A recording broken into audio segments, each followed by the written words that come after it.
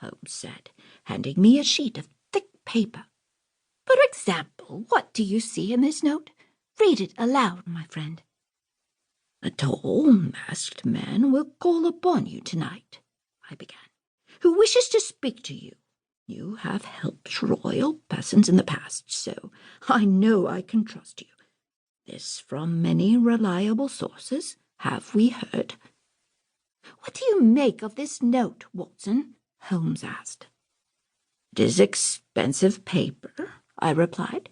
Whoever sent the note is not poor. I held the paper up to the light. Also, there are marks on the paper. The marks reveal much, said Holmes. They tell me the name of the company that manufactured this particular sheet. I found out that it is located in the kingdom of Bohemia. That is not all, he continued. The person who wrote this note is German. Did you notice the odd sentence? This is from many reliable sources, have we heard? Someone who spoke French or Russian would not have written a sentence like that. It could only be written by a German-speaking person, and if I am not mistaken, here he comes now. From outside came the sound of horses' hooves and carriage wheels. Moments later, someone rang the bell. This was followed by the soft thud of footsteps on the stairs and a loud knock on the door. A very large man entered the parlour.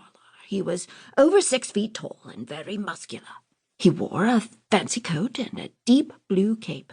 The cape was fastened at his neck with a large gemstone. Our visitor's boots were high and topped off with fur. He held a large hat in one hand.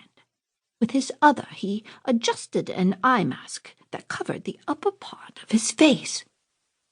Please sit down, said Holmes. This is my friend and colleague, Dr. Watson. Anything you say to me, you may say to my trusted companion.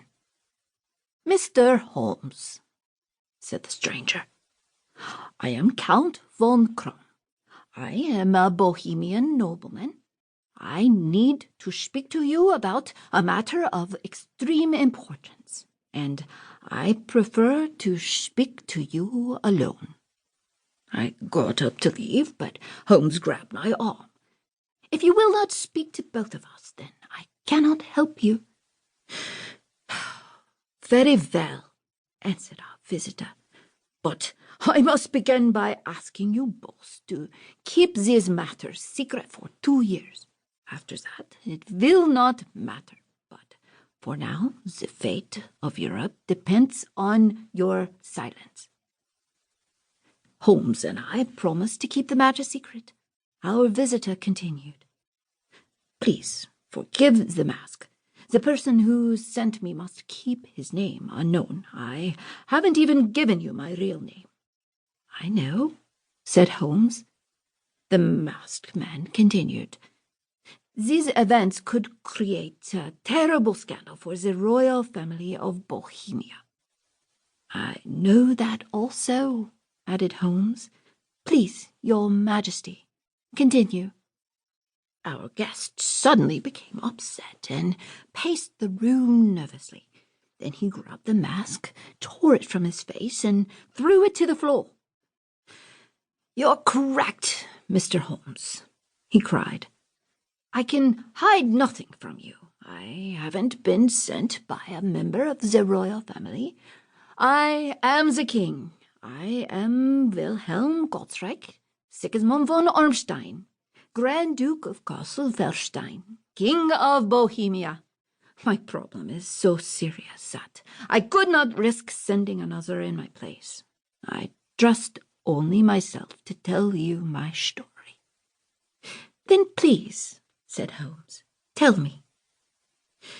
It all began 5 years ago. I was visiting Warsaw, Poland, and met a woman named Irene Adler. Perhaps you know of her. Please, Doctor, Holmes said to me, what does the index have to say about Miss Adler? Holmes kept a large book filled with every sort of newspaper clipping and bit of information he could find. He called the book the Index. I took the index from the shelf, found the name